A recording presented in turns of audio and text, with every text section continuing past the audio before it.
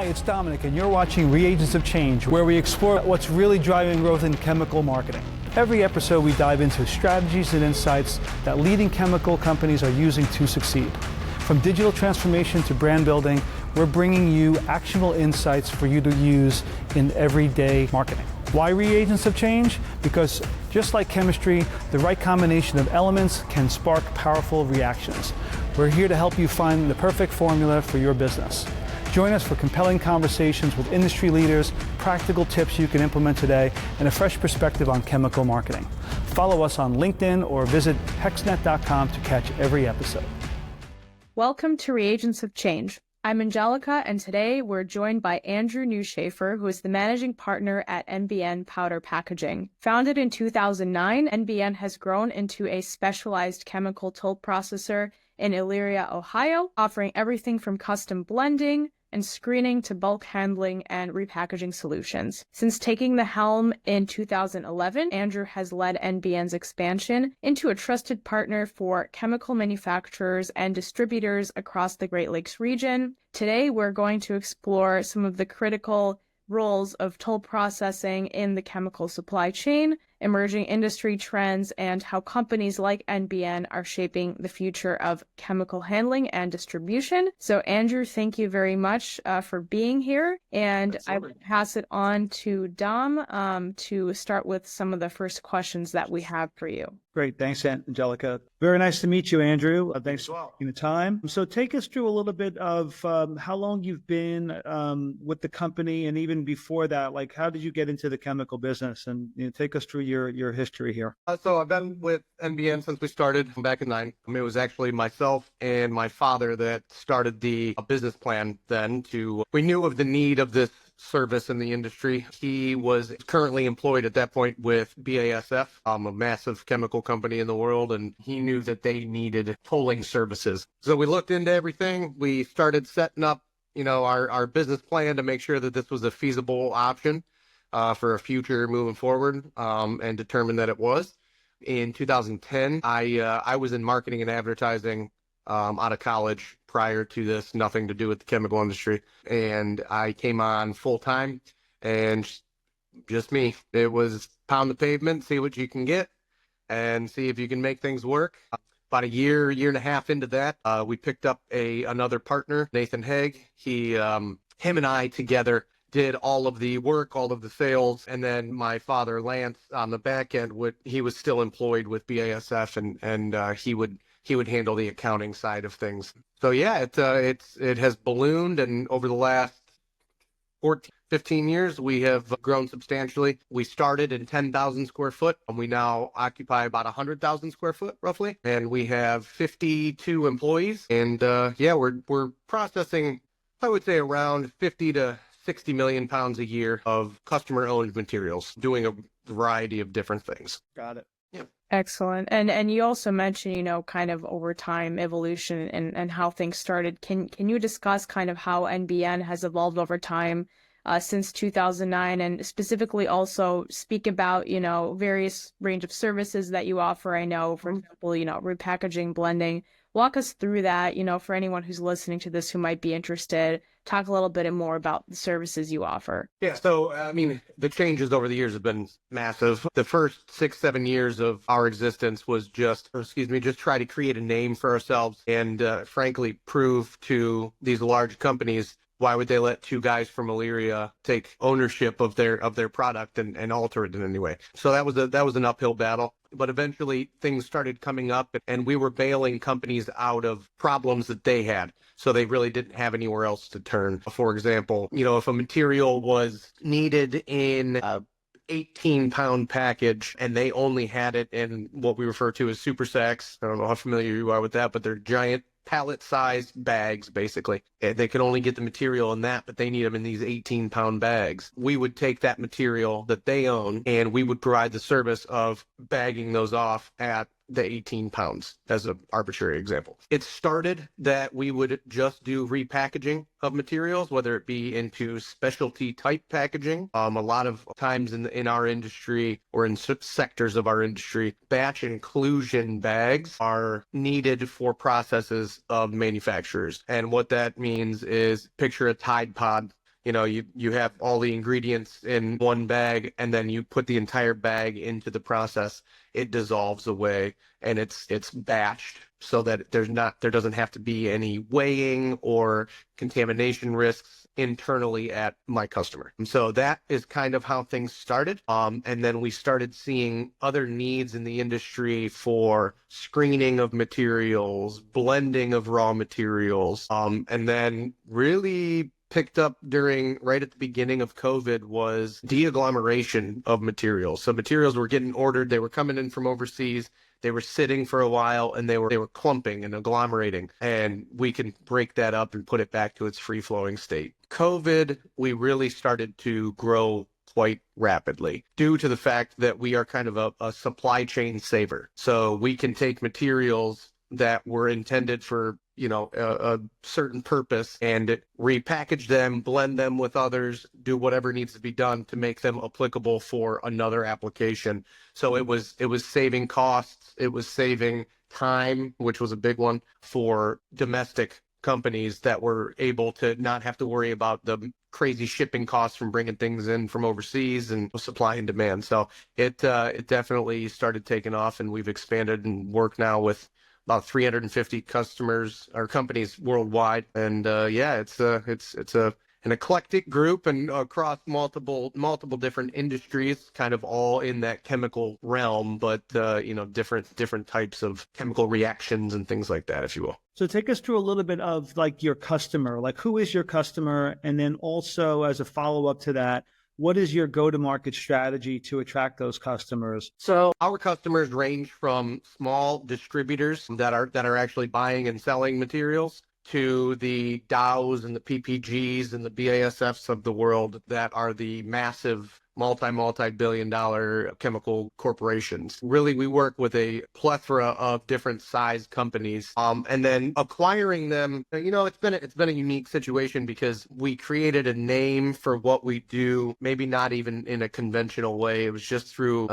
relationship building is a conventional way, but through really focusing on customer service and the ability to react quickly to needs of our customers. Word of mouth, we knew word of mouth was going to be our biggest sales force, just because it's a very incestuous industry, and people bounce from company to company, and if you have a good reputation and a good name, it follows your current customer base and expands over time. So it's been a lot of in-person meetings, a lot of conferences, reaching out on LinkedIn, and then a ton of word of mouth and referral business. And trade shows obviously is a big part of that as well. Trade shows, events, so things like that. You mentioned LinkedIn. Obviously, we're connected actually today through LinkedIn, right? So obviously, it's a proof point that social and business platforms like LinkedIn provide a great channel to connect and communicate. And then what about just like, how do you mentioned you had this background in marketing before coming on board. So how do you see marketing changing in this chemical industry from the time that you started with the company to where you are right now? It's a boring answer, but to be honest, I haven't really noticed a huge change. We're still very focused on relationship building and creating good customer service and creating a good brand for ourselves. So to me, everything is based on the brand and how you're viewed in the industry. So there's not been a ton of change. I wish I had a cooler answer, but it's kind of been a lot of the same methods that we've done. Again, though, I'm not marketing products, I'm marketing service. So it's a different beast in that, because when you're a service, it's a lot of times people-based. So, if I was going with selling materials, I would imagine I'd have a different answer. But because it's service-based, it's very people-oriented. Got it. And one of the questions I also had to piggyback that, we're just talking about marketing strategies, and obviously that there also comes, a set of challenges that each company faces. So right now, what are kind of some of the biggest challenges you're facing in the industry? Do you see things, how do you see things playing out this year or in the future? What's kind of the scope of those challenges that you might have in toll processing and packaging?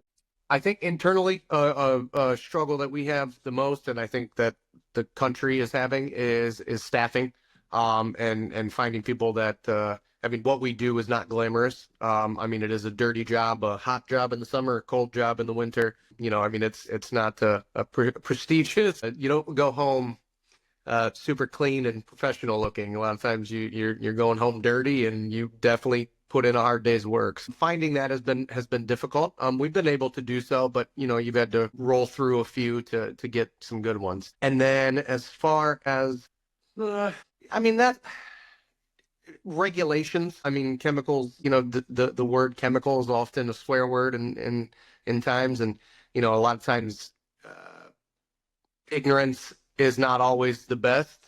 People hear chemicals, they think of things that are going to explode and blow up. They don't think of plastic. They don't think of rubber. But those are all very, very heavy portions of what we do. Derivatives, for additives in the tire industry, and different materials that go for like coatings and things of that nature that are very inert. And we deal with a lot of graphites and talcs and different variations of plastics and rubbers and things like that. Of course, we do deal with some things that are your run-of-the-mill, what people would think of chemicals. I don't really deal with any like explosives or fire hazards, but we will deal with corrosives and environmentally hazardous materials and things like that. And completing all of the regulations, I won't say complying with all of the regulations and making sure that you have all of your ducks in a row has been challenging and always is in this industry. We kind of all work together to continue to educate each other and make sure that we're all on the same page, because there are so many rules and regulations. You mentioned sourcing product from all over the country and outside of the country.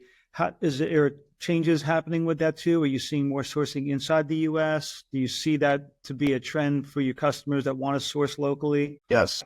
So especially with tariffs, I've noticed that we're looking for my customers are looking for domestic opportunities. And I've also noticed that there are companies that are being created to solve some of the issues domestically, and create products that typically were not produced here in the U.S. So that's been great to see. And something I want to mention as well, kind of like an addition to the next phase of the interview is, we talked about challenges, we talked about evolution of the company, but let's also talk about some innovation aspects and future outlook. So what are some of the, recent innovations that you've adopted, technological, et cetera, maybe process-wise, NBN, and can you kind of speak to how you've integrated that and how that's kind of changing the game for your operation? Yeah.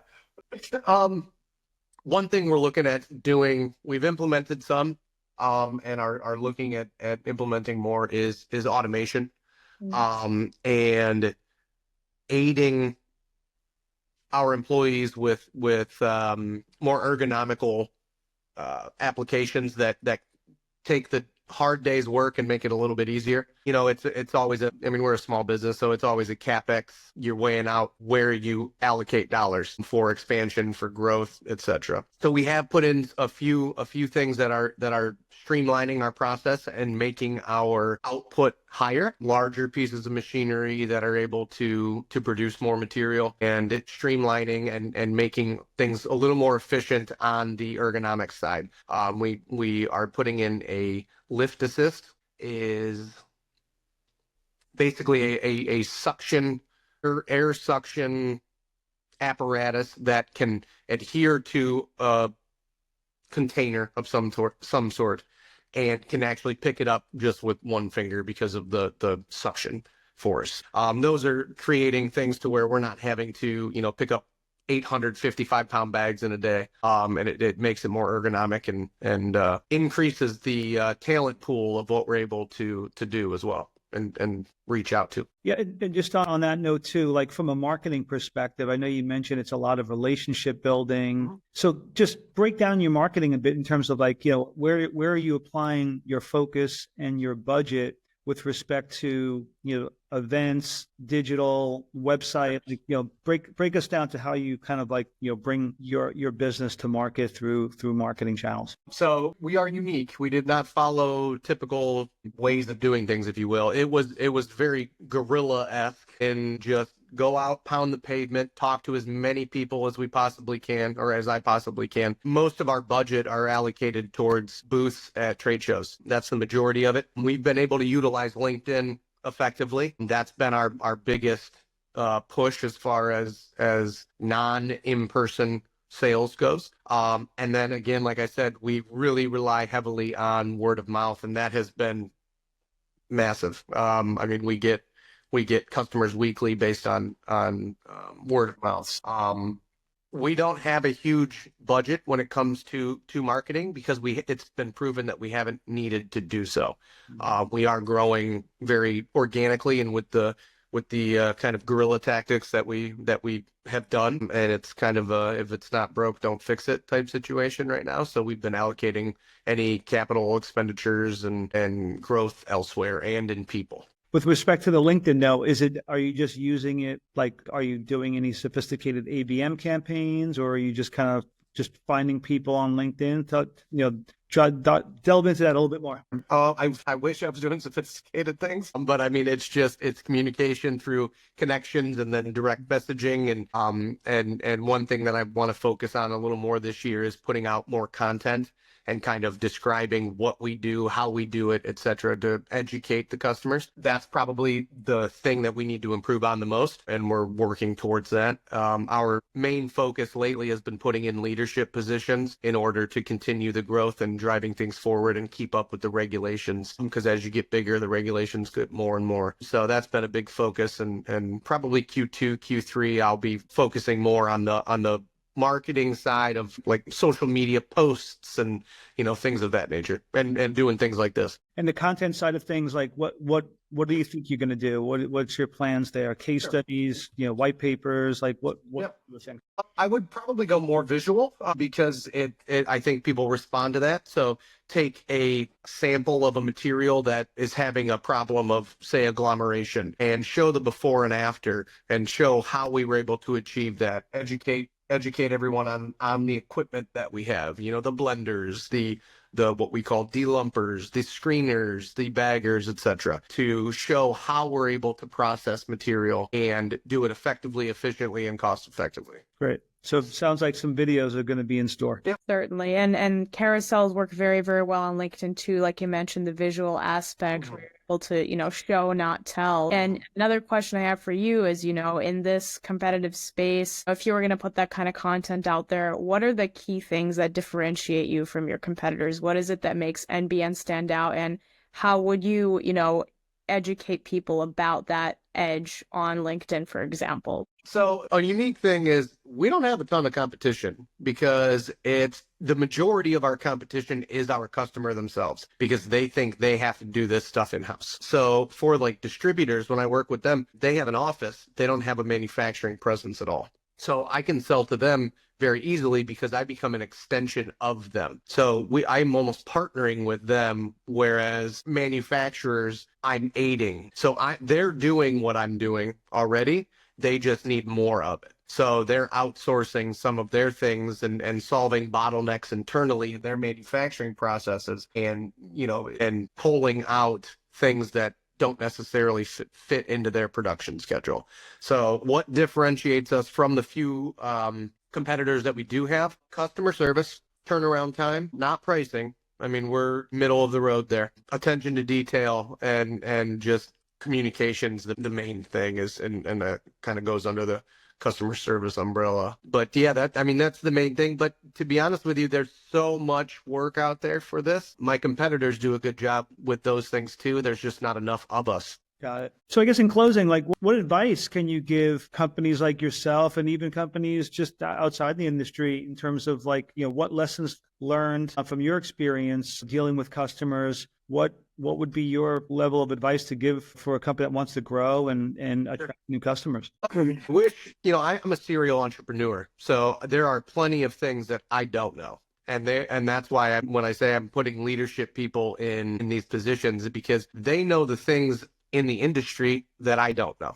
The environmental health and safety people, you need a good team. So that's my advice, is you have to make sure that you have a solid team behind you that are professionals in the industry, that know what they're doing in different aspects of what we do as a company and what, frankly, the chemical industry is. You have to have, you have to have your regulatory people, you have to have your business decision people, you have to have your management and your processes people. So getting all of those things in order and putting the right people in place is, without doing that, you spin your wheels a lot, and frankly, you do a lot of things incorrectly and inefficiently. So that's been the biggest thing I've learned is putting the right people in the right places is critical to be able to grow and frankly succeed.